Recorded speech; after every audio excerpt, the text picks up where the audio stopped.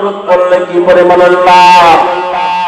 এই লাভটা আমার আপনার কাছে জানা না থাকার কারণে পয়গম্বরের মহব্বত আমার আপনার দিলের ভিতরে নাই। আবার পয়গম্বরের মহব্বতে আমার আপনার জবান দিয়ে দরুদ বের হয় না। জোরে বল ঠিক কিনা? কাল কঠিন কিয়ামতের ময়দানে সকল মানুষগুলো যখন একই সমান হবে, শুধুমাত্র আব্বাজান আদম আলাইহিস সালাতু ওয়াস সালামের গর্দানটা লম্বা হবে। আব্বাজান আদম সকল সন্তানের অবস্থা দেখতে পাবেন। এক সময় আব্বাজান আদম আলাইহিস সালাম দেখবেন উম্মতে মুহাম্মদী তথা আমাদের মধ্যে থেকে কোন একজনের গলার ভিতরে জাহান্নামের রশি লাগানো হয়েছে, হাতের ভিতরে জাহান্নামের হ্যান্ডকাপ লাগানো হয়েছে, পায়ের ভিতরে বেড়ি লাগানো হয়েছে। বেড়ি লাগায়া জাহান্নামের দিকে নিয়ে যাওয়া হচ্ছে। আপনার নবী আমার নবী মুহাম্মদুর রাসূলুল্লাহ সুন্দর আওয়াজ করে বলেন সাল্লাল্লাহু আলাইহি ওয়াসাল্লাম। পুরা হাসরের মাঠ দৌড়া দৌড়ায় উম্মতের খোঁজ খবর নেবেন।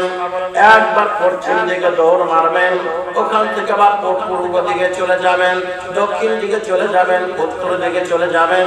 চতুর্দিকে দৌড়া দৌড়ি করে উম্মতের খোঁজ খবর নেবেন। একবার যখন দেখবেন উম্মতে মুহাম্মদী মুহাম্মদ সাল্লাল্লাহু আলাইহি সাল্লামের উম্মতের হাতের ভিতরে জাহান্নামী হ্যান্ডকাপ লাগায়া গলার ভিতরে রশি লাগায়া যখন জাহান্নামের দিকে টানিয়া টানিয়া নিয়ে যাবে, ওই সময় আব্বাজান আদম আপনার নবী আমার নবী মুহাম্মদ আরবির নাম ধরে ডাক দিবেন, ইয়া মুহাম্মদ। হাসরের ময়দানে কোথাও থেকে কোনো প্রকার আওয়াজ আসবে না, কেউ কোনো প্রকার কথা বলার দুঃসাহস দেখাবে না। যখন আপনার নবী আমার নবী মুহাম্মদ রাসূলুল্লাহ সাল্লাল্লাহু আলাইহি ওয়াসাল্লাম হঠাৎ তার কানের ভিতরে আসবেন, আব্বাজান আদম আমাকে ডাক দিয়েছে, ইয়া মুহাম্মদ। ডাক দেওয়ার সাথে সাথে আল্লাহর পয়গম্বর মুহূর্তের মধ্যে আদমের সামনে উপস্থিত হয়ে যাবে। সেরে কন্যা মারহাবা। আল্লাহর পয়গম্বর এসে জিজ্ঞেস করবেন, আব্বাজান আপনি আমাকে কেন স্মরণ করেছেন, কেন ডাক দিয়েছেন, কি জন্য আমাকে ডাক দিলেন? আব্বা আমি আপনার সন্তান, আপনার সামনে উপস্থিত হয়ে গেলাম। আব্বাজান আদম বলবে, মুহাম্মদ তোমাকে ডাক দিয়েছি আমি বাবা। আমার সামনে আমার সন্তানের হাতের ভিতরে হ্যান্ডকাপ লাগায়া গলার ভিতরে রশি লাগায়া আমার সন্তানকে জাহান্নামের দিকে টানিয়ে নিয়ে যায়। ওই সন্তানটা তোমার ওই উম্মত হবে। আল্লাহ পয়গম্বর যখন আব্বাজান আদমের কাছ থেকে কথাটা শুনবেন, শুনতে দেরি হবে, কিন্তু আল্লাহর পয়গম্বর ওই জাহান্নামী উম্মতটাকে জাহান্নাম থেকে বাঁচানোর জন্য দৌড়াইয়া উম্মতের পিছনে পিছনে হাত দৌড়াইতে থাকবেন। পিছনে পিছনে যখন আল্লাহর পয়গম্বর যাবেন আর ফেরেশতাদেরকে ডাক দিয়া বলবেন, ইয়া মালায়েকা, হে ফেরেশতারা একটু থাম থাম। ফেরেশতারা থামতে চাইবে না। সর্বশেষ আল্লাহর পয়গম্বর আসমানের দিকে তাকাইবেন, উপরের দিকে তাকাইবেন।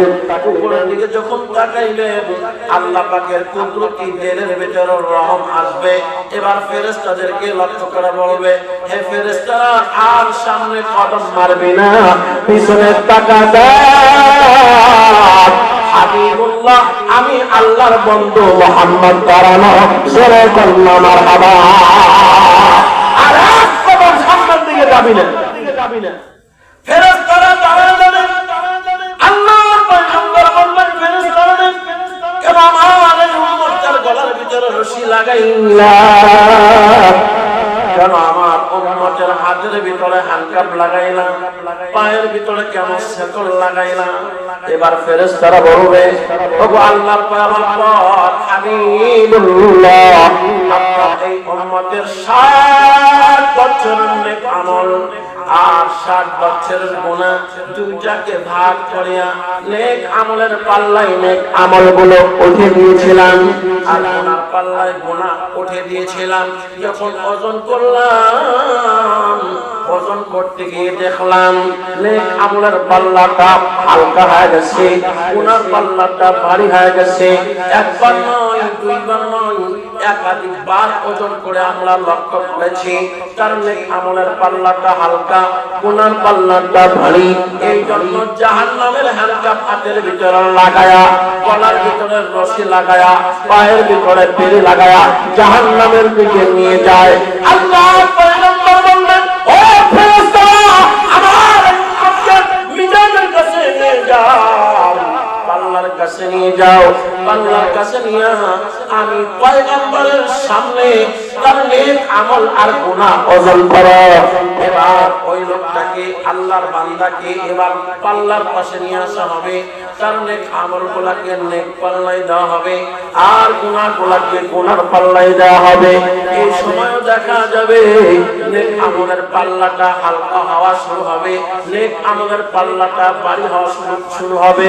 এই সময় আল্লাহর পয়গম্বর নেক আমলের পাল্লার রশিটা ধরিয়া পকেটের ভিতর থেকে এক টুকরা কাগজ বের করিয়া নেক আমলের পাল্লায় দিয়া দিবে, তো নেক আমলের পাল্লা ভারী হয়ে যাবে। সেরকম না সুবহানাল্লাহ। নেক আমলের পাল্লা যখন ভারী হয়ে যাবে, গুনার পাল্লা যখন হালকা হয়ে যাবে, এবার ফেরেশতারা দেখবেন যখন নেক আমলের পাল্লা ভারী, গুনার পাল্লা যখন হালকা, এবার ফেরেশতারা জাহান্নামের হ্যান্ডকাপ গুলো খুলে দেবেন, রশি খুলে দেবেন। এই মানুষটার জন্য জান্নাতে পুষতে লাল গালিচার বিছানা পেরে দেওয়া হবে।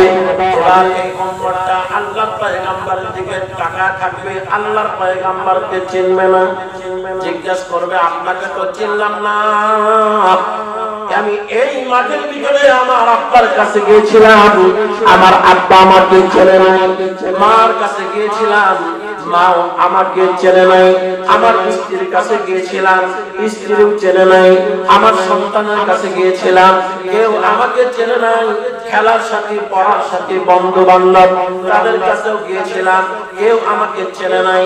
আপনি আমার এত বড় উপকার করলেন, আপনাকে তো চিনলাম না। এবার আল্লাহর পয়গম্বর বলবেন, না ফরমান আমার উম্মত, তুই আমাকে চেনস না, আমি হইলাম হাবিবুল্লাহ মুহাম্মদুর রাসূলুল্লাহ সাল্লাল্লাহু আলাইহি ওয়াসাল্লাম। ইব্রাহিম পয়গম্বর বলে,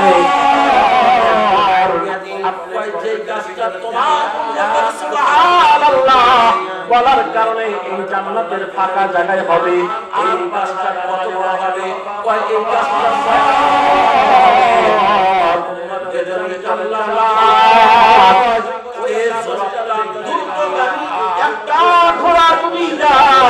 আর ওই ঘোড়াতে যদি 500 বছর সফর করতে থাকে,